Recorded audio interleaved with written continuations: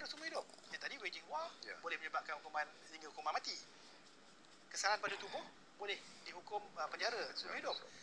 Lebih dari itu, kita ada Seksyen 121B, Kanun Keseksaan, yang mana apabila kita melakukan sesuatu terhadap institusi yang di-Pertuan Agong, itu saja. Sama ada bertujuan untuk, kalau dalam bahasa Inggeris dia sebut deposition, deprivation.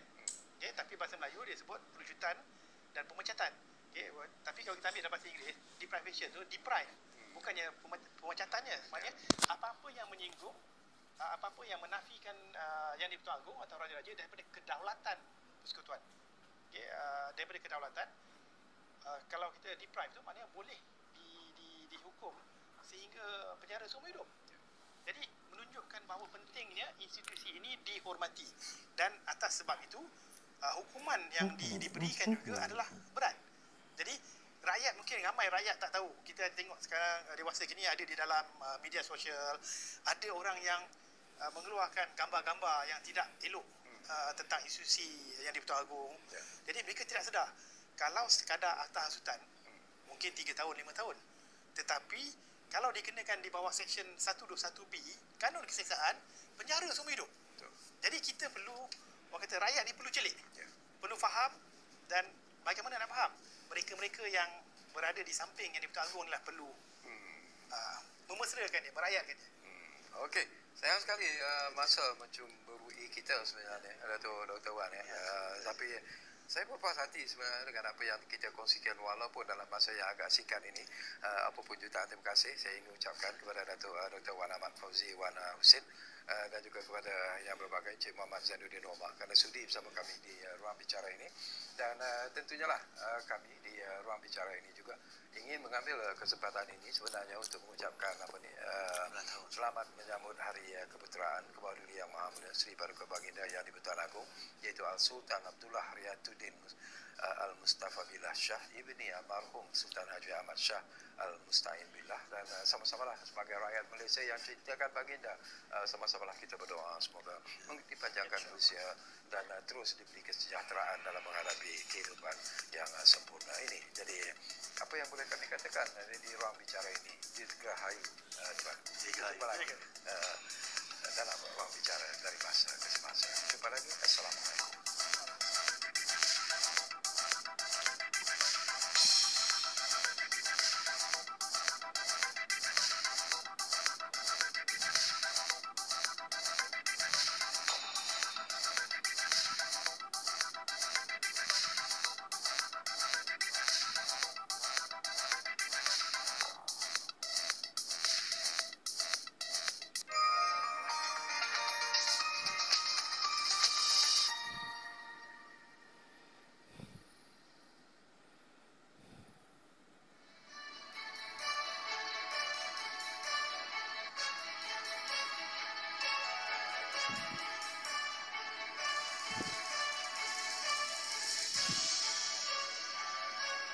Selalunya memori saya untuk Hari Merdeka 31 Ogos adalah banyak aktiviti di peringkat sekolah. Dan di sekolah selalu masa lebih kecil dulu adalah pertandingan poster, warna bendera Malaysia dan pelbagai aktiviti kawat di sekolah, semua itulah. Tetapi memang dulu masa saya muda di sekolah tak ada gadget lagi. Jadi pada masa itu semua Hari Merdeka kita akan tengok TV, tengok pembarisan dan sambutan Hari Merdeka peringkat nasional. Itu memang tradisi lah setiap tahun macam tu.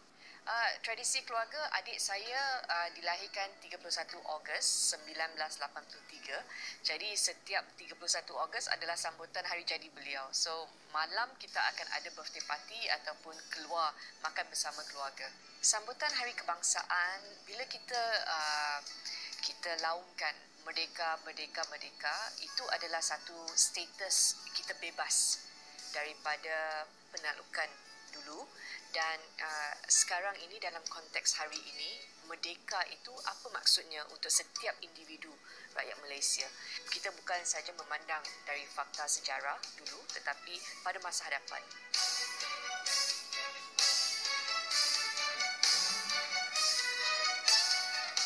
Untuk anak muda Bersedia untuk pastikan anda melengkapkan diri dengan kemahiran. Yang itu sangat penting kerana kalau setiap rakyat itu mahir dalam kerja mereka, negara ini akan terus membangun. Kita nak negara yang produktif. Kita nak rakyat semua menyumbang. Setiap hari, setiap orang pergi bekerja menyumbang kepada produktiviti negara. Itu harapan saya untuk golongan belia di Malaysia. Hai semua, saya Hannah Yeoh, Menteri Belia dan Sukan, dan di sini saya ingin mengucapkan selamat menyambut Hari Kebangsaan dan Hari Malaysia 2023. Ingat, tekad perpaduan penuhi harapan. Harus kita seiring menjadi perkasa, mencerahkan indera jaga.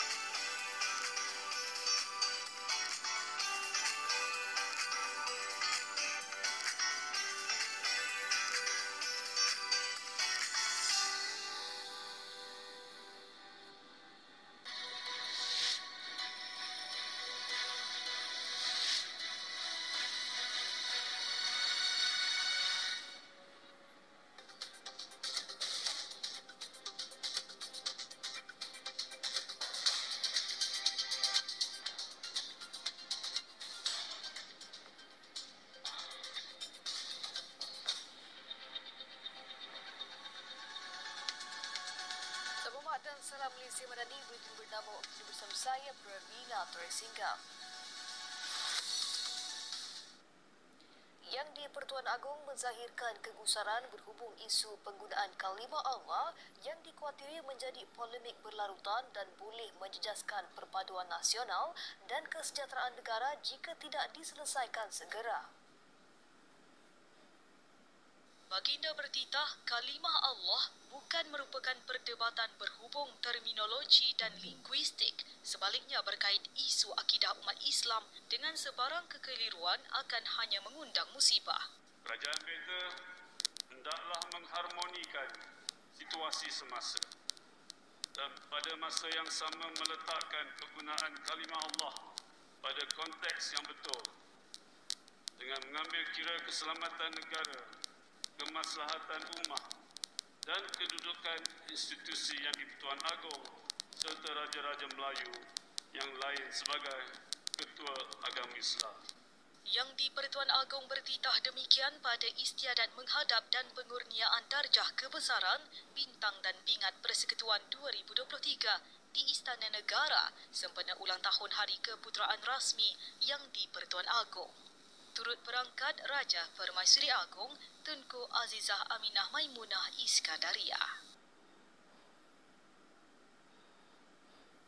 Sementara itu, yang di-Pertuan Agong bertitah sebarang polemik berhubung kait dengan agama jika gagal ditangani segera adalah umpama sumbu yang akhirnya bakal menyalakan api permusuhan antara kaum.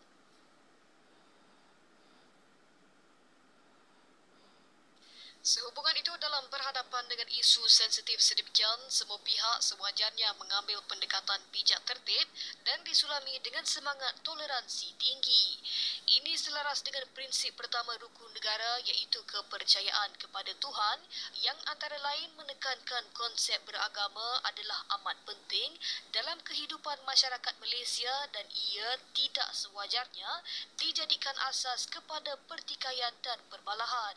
Titah baginda ketinggian dan kesucian agama Islam sekian lama terpelihara dalam pembentukan negara Malaysia yang merdeka sehingga agama Islam akhirnya didaulatkan sebagai agama persekutuan di dalam fasal 1 perkara 3 Perlembagaan Persekutuan. Bukan agama Islam yang ditempatkan pada darjat yang amat tinggi di dalam perlembagaan persekutuan dicapai menerusi persefahaman dan persetujuan oleh semua pihak ketika negara memperolehi kemerdekaan. Ianya adalah merupakan kesepakatan yang tercatat dalam lipatan sejarah bagi menentukan norma hidup bermasyarakat pasca kemerdekaan.